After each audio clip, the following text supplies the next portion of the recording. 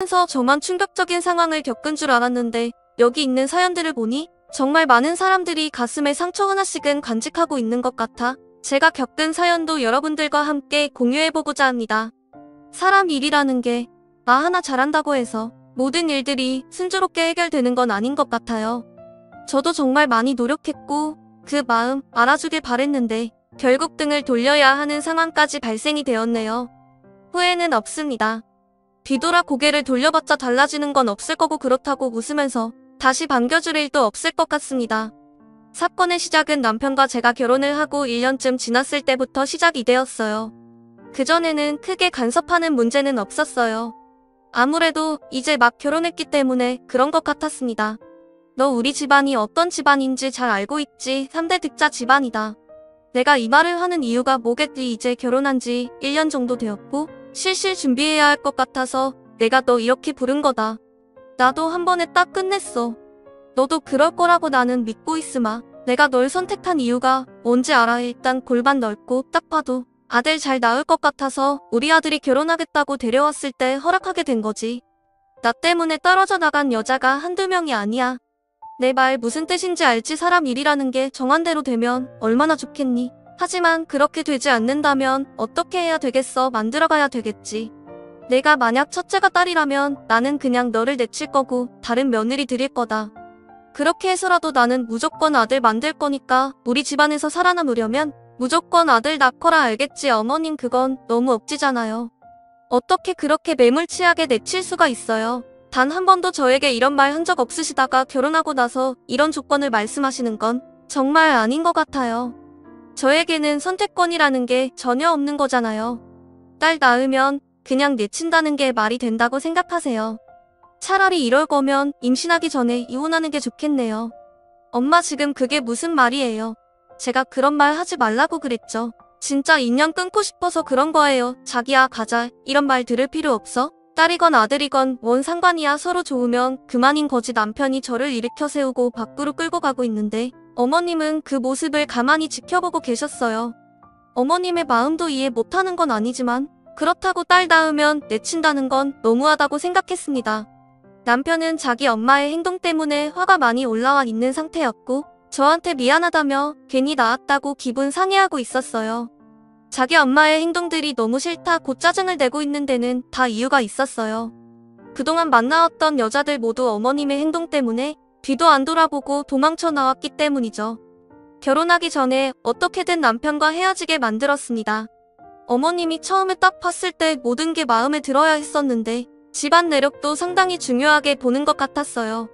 자기가 정한 기준에 들어와야 결혼을 하게 되었던 거고 제가 어머님이 생각한 기준에 모든 걸 만족하진 않았지만 그래도 많은 부분들이 기준에 도달한 것 같았습니다.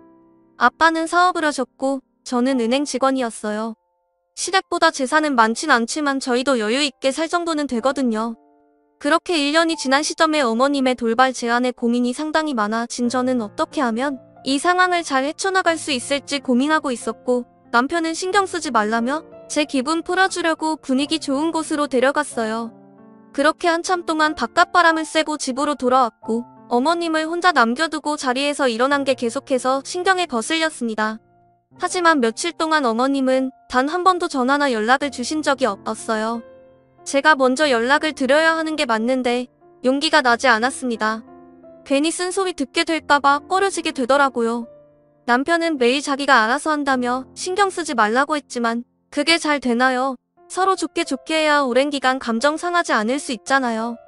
그래서 저희보다 어른이시고 자리에서 먼저 일어나 가버린 건 아무래도 아닌 것 같아 기분 좀 풀어드릴 만한 선물이 있는지 백화점에서 물건을 보고 있는데 어딘가에서 어머님의 목소리가 들려왔고 주위를 돌아보던 도중 반대편에서 어머님을 발견하게 되면서 이참에 옷 하나 사드려야겠다 생각하며 가까이 다가가는데 지인분들과 서로 대화하는 내용을 듣는 순간 너무나 큰 충격에 두근거리는 가슴 부여잡고 백화점을 급하게 빠져나왔습니다. 정말 그런 일이 있었다고 그럴 때 며느리가 지혜롭게 대처했어야지 그걸 또 따라가면 아들이랑 인연을 끊게 만들겠다는 행동으로 밖에 안 보이잖아. 나 같으면 머리치 잡고 흔들어 버렸을 거야. 어른이 일어나지도 않았는데 결혼한 지 1년밖에 안 된 며느리가 먼저 일어나? 너 성격 많이 죽었다. 옛날 같았으면 그런 모습에 엄청 난리쳤을 텐데 우리 아들이 사랑한다잖아. 아들만 낳아준다면 그 정도 개념 없는 행동에 있어도 넘어갈 수 있지. 딱 봐도 몸이 아들 낳을 몸이야. 내가 촉이 좋잖아. 생긴 건 나보다 못하지만 그래도 봐줄만해. 엉덩이도 펑펑 마지막 한 게 아들 낳을 체형이더라고. 그런데 만약 딸이라는 말 듣는 순간 그냥 바로 내칠 거야. 우리 집안데 끊기게 할 순 없잖아. 필요가 없는 존재는 바로 폐기 처분해야 하는 게 맞는 거야. 그래서 임신할 때까지 그냥 두고 보고 있게. 그때 이후로 단 한 번도 전화 안 한 거 알아. 모른 척하고 넘어가는 게 아니라 하나하나 감정을 쌓아놓고 있는 거야. 그래야 나중에 폭발시켰을 때 제대로 된 감정이 올라올 수 있지. 내 성격 다들 알지. 딸만 낳아봐. 가만두지 않을 테니까. 어머님의 말에 엄청난 소름이 돋았습니다. 제가 생각했던 거와 다르게 무서운 사람이라는 걸 알게 되었고 앞으로 살아가면서 무난한 결혼 생활을 꿈꾸기란 어려울 거라 생각했어요. 차를 타고 백화점에서 빠져나와 한쪽에 차를 세우고 빠르게 뛰는 심장을 진정시키려 노력했지만 어머님의 목소리와 차갑게 변해 있는 얼굴은 저에게 엄청난 공포를 심어주었습니다. 제가 아무리 노력하고 잘한다고 한들 아들 낳지 못하면 아무 소용없다는 걸 알게 되었고 눈에 뻔히 보이는 결과에 결혼 생활을 어떻게 만들어 나가야 할지 앞이 막막했어요. 그때부터 제 머릿속에는 온통 이혼을 해야 하나 말아야 하나 걱정뿐이었고 두려움이 너무나도 커지게 되었습니다. 평소에도 눈치가 상당히 빨랐던 남편은 제 표정을 보자마자 눈치채고 무슨 말 못할 고민이 있냐며 괜찮으니 자기한테 모두 털어놓으라고 얘기했지만 사랑하고 있는 사람에게 이혼 얘기를 꺼내기가 너무 힘이 들었어요. 결국 별일 아니라고 말은 했지만 제 감정이 쉽게 가라앉진 않았습니다. 그런데 다음날 어머님께 전화가 올려왔고 받아야 할지 말아야 할지 고민하다가 결국 받게 되었습니다. 그리고 수화계에서 들린 말은 아기 소식은 아직 없냐고 어떻게 지내고 있는지 궁금해서 전화했다며 최대한 빨리 임신 소식을 듣고 싶다는 말이었습니다. 어색한 웃음으로 계획하고 있으니 걱정 말라고 얘기하자 그 다음 용건은 없으셨는지 바로 전화를 끊으셨고 이런 고민들에 대해서 엄마에게 전부 털어놓게 되었어요. 제가 행복하게 결혼 생활했으면 하는 바람으로 떠나보내셨는데 엄마에게 이런 말들을 해야 한다는 게 너무 가슴이 아팠어요.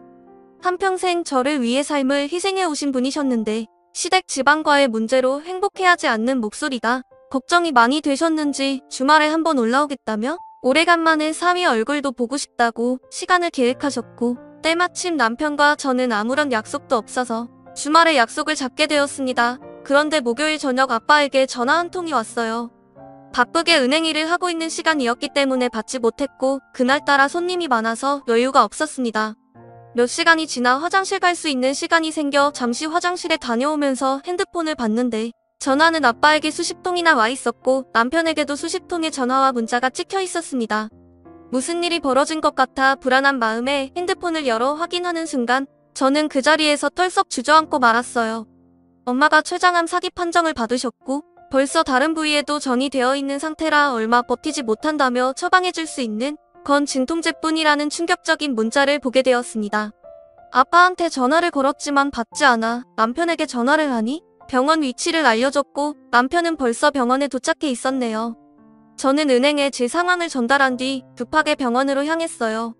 도착해서 의사와 만나봤지만 항암 치료는 무의미하다는 걸 알게 되었고 마음의 준비를 해야 한다며 처방해준 약으로 어느 정도 기간을 늘릴 수는 있지만 그 기간조차 짧기 때문에 지금부터 정리를 해나가야 한다는 믿을 수 없는 말을 듣게 되었습니다.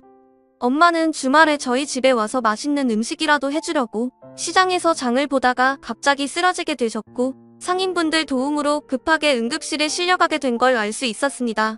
그리고 아빠가 뒤이어 도착하게 된 거였죠.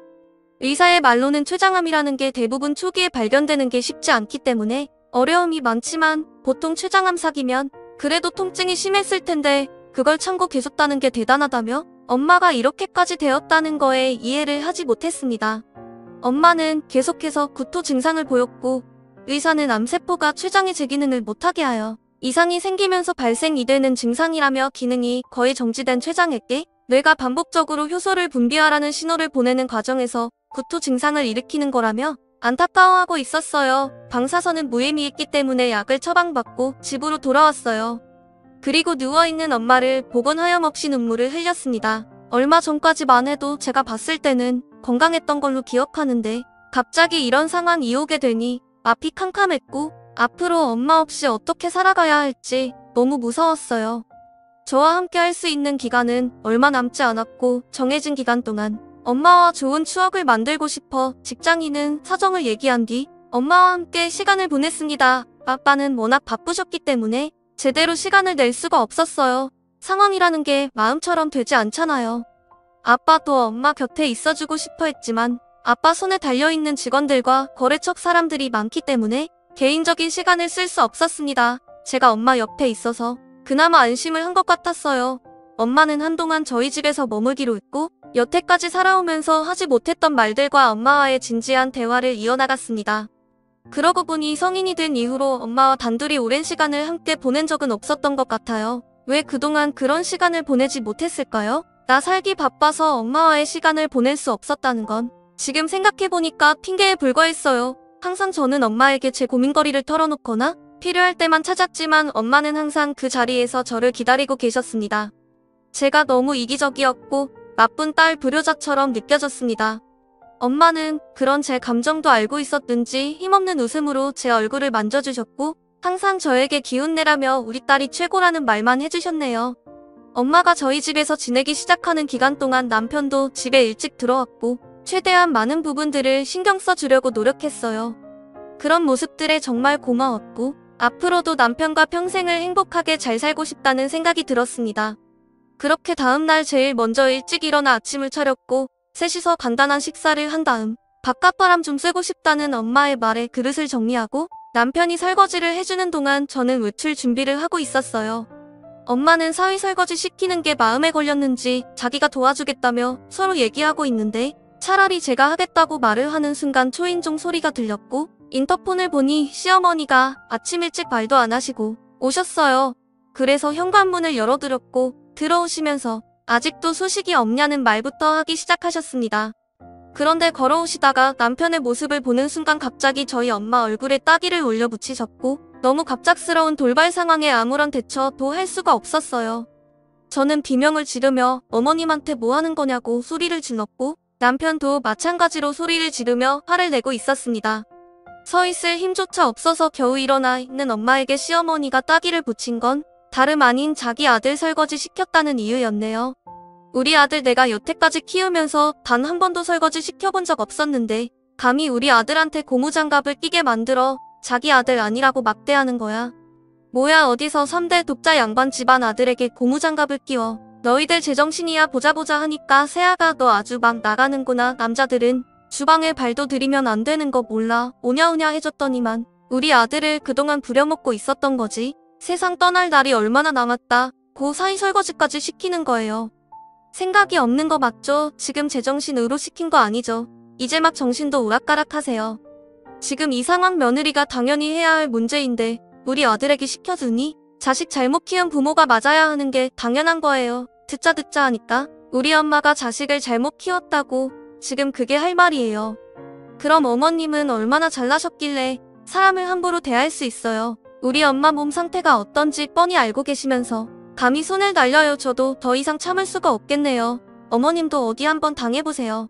오늘 어머님과의 인연은 여기서 끝낼 거니 그런 줄 알아요. 저는 어머님한테 달려들었고 엄마는 하지 말라며 저를 붙잡고 말리고 있었습니다. 저도 눈이 돌아버린 상태라 아무것도 보이지 않았어요. 그런데 엄마가 갑작스럽게 너무 큰 충격을 받았는지 쓰러지게 되셨고제 남편이 엄마를 급하게 차에 태우고 응급실로 향했습니다. 점점 더 상황은 좋지 않았어요.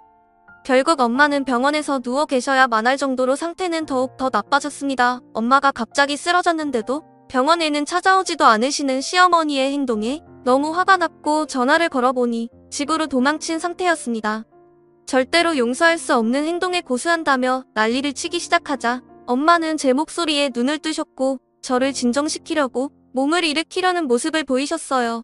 엄마가 우선이었기 때문에 나중에 다시 통화하자며 끊게 되었고 흥분된 감정을 가라앉히려 노력하고 있었습니다.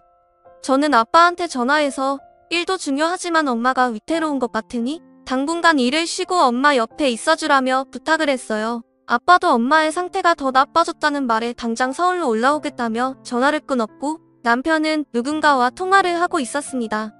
알고 보니 어머님과 싸우는 소리 같았어요. 그런데 갑자기 저한테 전화를 바꿔보라고 하셨는지 저에게 다가와 전화를 바꿔주었고 시어머니는 저에게 단도직입적으로 물어보기 시작했습니다. 너 임신이 안 된다며 몇 번 시도했는데도 아직도 소식이 없는 거야. 너 설마 불임은 아니지? 산부인과에서 검사해봤니? 네, 갑자기 그게 무슨 말이에요. 저 불임 아니에요. 그리고 지금 이 상황에 임신 계획을 할 수 없잖아요. 저희 엄마가 하루하루 위태로운 상태인데 어떻게 그런 말을 할 수가 있어요. 뭐든지 순서가 있다고요. 그리고 몇 번 시도했어도 임신이 쉽게 되는 것도 아닌데 너무 보치지 마세요. 때 되면 알아서 아기 낳겠죠. 더 이상 이런 문제로 전화하지 마세요. 남편과 제가 알아서 계획하고 준비할 거고 아들을 낳건 딸을 낳건 어머님 얼굴 볼 생각 전혀 없어요. 다시 한번 말하지만 저희 가족에게 한 번만 더 간섭하신다면 그땐 정말 가만두지 않겠습니다. 남편은 저에게 미안하다며 고개를 떨구고 있었고 그런 모습을 보고 있으니 남편 입장에서도 정말 힘들 것 같아 한숨만 나오고 있었어요. 아빠는 늦은 저녁 병원에 도착하셔서 저와 남편은 집으로 돌아갔고 널 부러진 집 정리한 후 그동안 쌓였던 피로 때문인지 너무 피곤해서 저도 모르게 잠시 누워있으려고 함께 몇 시간을 잔 건지 눈을 떴을 때 늦은 새벽이 되어 있었습니다. 그래도 자고 일어나니 정신적으로 맑아졌고 마음도 어느 정도 진정이 된 상태였어요. 그런데 남편이 옆에 없길래 불러봤지만 아무런 대답도 없어 거실로 나왔는데 베란다에서 누군가와 통화를 하고 있었고 꽤 심각한 얼굴 표정을 하고 있었습니다. 무슨 대화를 하고 있는 건지 잘 들리지 않아 새벽에 통화하는 게 수상해 보여 커튼 뒤로 조심히 숨었고 듣게 된 내용은 정말 충격적이었고 온몸이 부들부들 떨리기 시작했습니다. 엄마 왜 이렇게 상황을 어렵게 만들어요? 제발 시간을 좀 두고 기다려보자고요. 저도 노력하고 있는데 잘 안 되는 걸 어떡해요. 임신이 쉬운 건 아니잖아요. 산부인과에서도 건강하다고 했어요. 틈나는 대로 시도는 해볼게요. 아들이 아니면 그때 이혼하면 되죠. 제가 언제 엄마 말 안 들은 적 있어요. 저도 뇌 끊기는 거 싫은 거 잘 알잖아요. 이혼 안 하겠다고 해도 소송 걸고 이자료 좀 지어주면 되니까 걱정하지 말라고요. 우리가 돈도 없는 것도 아니고 돈이면 다 되는 거 몰라요. 이번엔 호텔에서 바로 만나라고요. 에이 그럼 일단 만나자고 해봐요. 얼굴 한번 보게요. 내일 모레 시간 괜찮아요. 야근이라고 하면 되죠. 어차피 지금 정신없어서 의심조차 못해요. 걔가 만약에 아들 임신하게 되면 그때 이혼해도 늦지 않으니까 그때 결정하자고요. 제발. 믿을 수 없었습니다. 남편의 대화 내용이 저에게 엄청난 충격을 줄 거라고는 정말 생각도 하지 못했어요. 그런데 남편은 이중적인 얼굴로 다른 상황을 계획하고 있었고 제가 만약 딸을 낳게 되면 이혼까지 하게 될 거라는 걸 어머님과 벌써 말이 오고 간 상태였습니다. 남편도 처음부터 저에게 접근한 이유를 알 수 있었고 제가 딸을 낳게 되면 무참히 버려질 거라는 걸 알게 된 순간 절대 용서할 수 없었어요. 이 모든 게 연기였다는 게 정신적으로 너무 힘들었네요. 저는 조심스럽게 안방으로 들어와 자는 척을 했고 뒤이어 들어온 남편은 저를 껴안으려고 준비하고 있었습니다. 임신 계획을 하려고 하는 것 같아 세차게 몸을 돌려 완강히 거부를 했고 그런 모습에 기분이 상했는지 뭐라고 궁시렁거리며 밖으로 나갔고 저는 함께 있는 것조차 끔찍하고 싫어서 병원으로 가려고 거실로 나오니 화들짝 놀라며 제 눈치를 살피고 있었어요. 저는 아무 말도 하지 않고 현관을 나서 병원으로 향했고 병실 문을 열었을 때 아빠는 엄마 옆에서 누워 잠이 들어 있었습니다. 저는 조심스럽게 엄마 옆으로 와서 이런 문제들에 대해 고민을 나누고 싶었지만 곧 있으면 세상 떠나시는 엄마한테 걱정 끼쳐드리고 싶지 않아 눈물만 훔치고 있었어요. 그런데 갑자기 엄마가 숨을 헐떡이기 시작했고 경련을 일으키는 모습에 당황해서 급하게 간호사를 부르자 방직의사가 엄마에게 심폐소생술을 진행하고 있었습니다. 너무 갑작스럽게 문제가 생기는 바람에 너무 무서웠고 저희는 뒤에서 그 모습을 바라보고 있었어요. 그런데 심폐소생술을 하면서 침대가 흔들리기 시작하자 무언가 떨어졌고 다가가 주워보니 엄마가 간직하고 있었던 것 같은 수첩이었습니다. 저는 수첩을 품에 안으며 마지막 한마디라도 엄마와 대화를 해보고 싶어 깨어나길 바랐지만 작별 인사하지 못하고 엄마는 세상을 떠나고 말았어요. 엄마를 품에 껴안고 제발 떠나지 말아달라고 애원했지만 엄마는 눈을 감은 채 아무 말도 하지 않았습니다. 그렇게 장례가 진행이 되었고 엄마의 영정사진을 보며 새벽에도 자리를 지키고 있었습니다. 늦은 새벽 조용한 장례식장에서 엄마 영정사진을 보며 단둘이 앉아 마음속으로 대화를 하고 있던 도중 갑자기 엄마가 임종 직전 떨어뜨린 수첩 하나가 생각이 났고 가방에서 수첩을 꺼내 읽어 내려가는 순간 엄청난 내용을 알게 되었습니다. 아빠가 시어머니와 함께 통화를 하고 있었고 그 내용을 전부 듣고 있던 엄마는 아빠가 없는 틈을 타 수첩에 제가 이 모든 상황을 알 수 있게 내용을 적어 내려갔던 거였어요. 도저히 믿을 수 없었고 돈이 자식까지 버린다는 걸 알 수 있었습니다. 시모는 아빠에게 꽤 많은 돈을 지불한 상태였어요. 알고 보니 아빠 사업이 조금 힘들어진 상태였고 금전적으로 필요했는데 때마침 시어머니한테 전화가 왔던 거였죠. 그리고 시어머니는 아빠에게 남편이 다른 여자들을 만나고 있는데 이런 상황에서 남편이 만나고 있는 여자들 중 아들을 가지게 되는 경우가 생기면 그때 조용히 떠나라는 말이었고 아빠는 알겠다며 돈을 받은 상태였으니 다들 부분의 아빠라면 자기 딸이 이런 취급을 받고 있는 상황에서 노벌대발해야 하는 게 맞는 건데 돈이 뭐길래 자기가 다른 여자들을 만나는 걸 흔쾌히 허락했다는 자체가 너무 소름이 돋았어요. 제 손은 부들부들 떨렸고 아빠와 남편 시모 모두가 한 통속이었다는 거와 제 편은 아무도 없었다는 게 정신적으로 너무 힘이 들었습니다. 도저히 용서할 수 없는 상황이었고 엄마는 그런 통화 내용을 옆에서 들으면서 얼마나 가슴이 아팠을까요? 제가 이런 상황을 잘 헤쳐나갈 수 있도록 기록해둔 내용에 너무 고마웠고 화장실에 다녀온 아빠가 엄마 영정사진을 보며 오열하고 있는 가식적인 모습에 저는 더 이상 참을 수 없었습니다. 당신이 내 아빠는 맞긴 한 거야. 어떻게 나한테 이런 일들을 숨길 수 있는 거예요. 나보다 돈이 우선인 거예요. 내가 임신이 안 돼서 돈출이 끊길까봐 그렇게 걱정이 됐어요. 딸이면 내 처지니까 돈을 먼저 받은 거냐고요. 내가 아들인지 딸인지 아직 모르는 상황에서 어떻게 사위가 다른 여자 만나는 걸 동의할 수가 있어요. 그게 아빠가 할 짓이야. 그게 무슨 말인지 모르겠네. 아빠는 절대 그런 말 한 적 없는데 너가 무슨 착각을 하고 있는 것 같다. 어떻게 엄마가 쳐다보고 있는데 표정은 안 바뀌고 지금 거짓말을 할 수가 있는 거야. 영정사진에 있는 엄마 안 보여요. 이거 봐봐. 어머님이랑 통화할 때 엄마가 전부 기록해둔 내용이야. 수첩에 전부 적어놨다고요. 그렇잖아도 남편도 똑같은 말을 하고 있었지. 아주 셋 다 짜고 치며 임신 안 된다고 다른 방법을 생각하고 있었다니 정말 소름 끼치네요. 아빠와의 인연도 오늘부로 끝낼 거니까 그런 줄 알아요. 결국 아빠는 모든 사실이 들통나자 저에게 미안하다며 돈이 급했다고 자신의 사정을 얘기하고 있었습니다. 하지만 자기 사위가 다른 여자들을 만나는 부분에 대해서 허용을 했고 알고 보니 다른 여자들이 아들을 낳을 시 물러나겠다는 각서까지 작성한 상태였어요. 그리고 벌써 시어머니한테 많은 돈을 받은 상황이었습니다. 아침이 밝고 남편은 시어머니와 함께 장례식장을 찾았고 저는 남편의 얼굴에 따귀를 올려붙이고 이혼하자며 시어머니와 함께 대화했던 내용을 전부 말했습니다. 남편은 아무 말도 하지 않았고 시어머니는 그럴 수도 있는 거라며 시키는 대로 빨리빨리 하지 않은 제 잘못이라고 저를 탓하고 있었어요. 저는 시어머니와 남편을 상대로 이혼 소송을 제기했고 남편과 시어머니는 더 웃긴 게 별 문제 없다는 듯 이혼을 해주었습니다. 저 말고도 다른 여자 많다며 그제서야 남편은 본색을 드러내었고 결국 모든 상황은 끝이 나고 말았어요. 아빠는 저에게 씻지 못할 아픔을 남겨둔 점에 대해 죄책감에 시달리기 시작했고 자꾸 엄마가 자기 앞에 나타난다며 괴로워하고 있었습니다. 매일같이 술에 의지한 채 살아갔었고 결국 술의 인생이 마무리되는 결과까지 가지고 오게 되었네요. 하늘에 있는 엄마가 모두를 용서할 수 없었는지 남편은 저와 이혼을 하고 다른 가족들과 상견례를 하려고 가는 도중 속도를 줄이지 않고 신호위반하던 덤프트럭과 부딪히게 되면서 남편과 시어머니 둘 다 중태에 빠진 사실을 뒤늦게 알게 되었어요. 믿을 수 없는 상황들이 발생이 되었지만 자신들의 잘못된 행동에 대해 벌을 받은 것 같네요.